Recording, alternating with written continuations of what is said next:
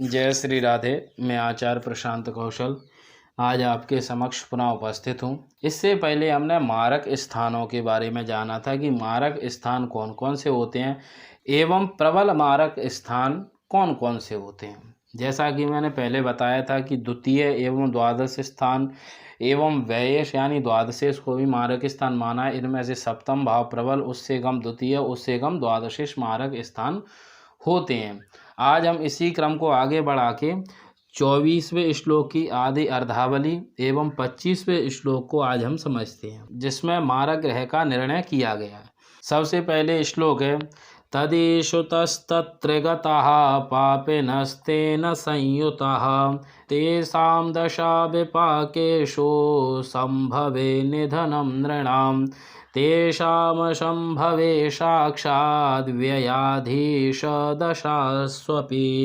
इस श्लोक में बताया गया है कि किस प्रकार ग्रह प्रबल मारक हो जाता है।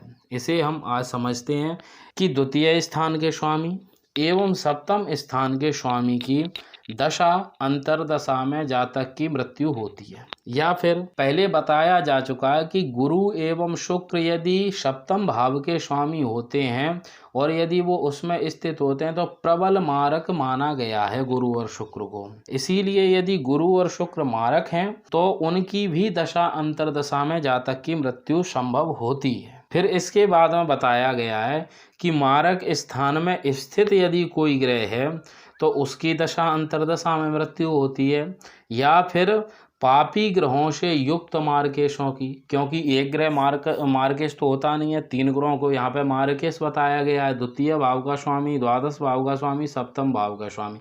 यदि इनमें से किसी के भी साथ में यदि कोई पापी ग्रह साथ में स्थित है तो उनकी भी दशा अंतरदशा में जातक की मृत्यु संभव होती है। यदि द्वितीय भाव की में नहीं हो रही मृत्यु संभव, सप्तम भाव की दशा में नहीं हो रही, या फिर द्वितीय एवं द्वादश भाव के से युक्त ग्रहों की दशा अंतरदशा में यदि मृत्यु संभव नहीं हो रही तो फिर द्वादश भाव के स्वामी को भी देखना चाहिए। द्वादश भाव के भी स्वामी मृत्यु देने में सक्षम है, उसकी भी दशा अंतरदशा में जातक की मृत्यु हो जाती है। जैसा कि पहले बताया जा चुका है कि लग्न से द्वितीय स्थान सप्तम स्थान को मारक स्थान बताया गया।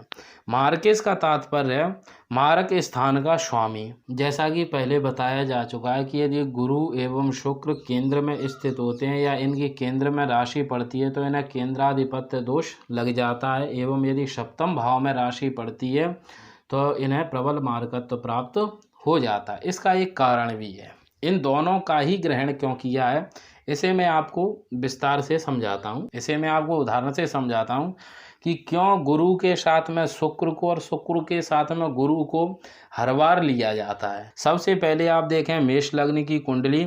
मेष लग्न की कुंडली में द्वितीय भाव एवं सप्तम भाव के स्वामी शुक्र होकर प्रबल मारक होते हैं। अब आप साथ में देखेंगे गुरु को, तो गुरु भी आप देखेंगे कि द्वादश भाव हानि स्थान में गुरु की मीन राशि पड़ी है, जिसे भी मारक स्थान माना गया है। इसीलिए शुक्र के साथ में गुरु को लिया जाता है। दूसरा उदाहरण आप देखेंगे वृश्चिक लग्न की कुंडली में। वृश्चिक लग्न की कुंडली में भी द्वादश भाव के स्वामी एवं सप्तम भाव के स्वामी शुक्र होते हैं, और आप देखेंगे कि गुरु को, तो गुरु देखेंगे द्वितीय मारक स्थान में उनकी धनु राशि पड़ी है, तो शुक्र के साथ में गुरु भी मारक होते हैं। अब आप देखें कि गुरु के साथ में शुक्र कैसे मारक होते हैं, तो सबसे पहले आप देखेंगे मिथुन लग्न की कुंडली। मिथुन लग्न की कुंडली में आप देखें कि गुरु की एक राशि पड़ी है सप्तम भाव में और दूसरी राशि पड़ी है जाके दशम भाव में, तो केंद्राधिपत्य दोष के साथ में मारकत्व दोष भी गुरु को प्राप्त हो गया एवं मार्केश हो गए। अब आप देखेंगे इसी में शुक्र को, तो द्वादश भाव के स्वामी शुक्र होते हैं, इसीलिए गुरु के साथ में शुक्र का भी ग्रहण होता है। दूसरी कुंडली देखें आप इसकी, कन्या लग्न की कुंडली देखें। कन्या लग्न की कुंडली में सप्तम भाव के एवं चतुर्थ भाव के स्वामी गुरु होके केंद्राधिपत्य एवं मारकत्व दोनों ही लेकर बैठे हैं। अब आप शुक्र की स्थिति देखेंगे तो द्वितीय भाव में तुला राशि शुक्र की पड़ी है, जो कि मारक स्थान है। इसीलिए गुरु एवं शुक्र को एक साथ लिया जाता है। यदि गुरु मारक स्थान के स्वामी होते हैं तो कहीं ना कहीं जाकर स्थित होकर शुक्र भी मारक स्थान के स्वामी होते हैं।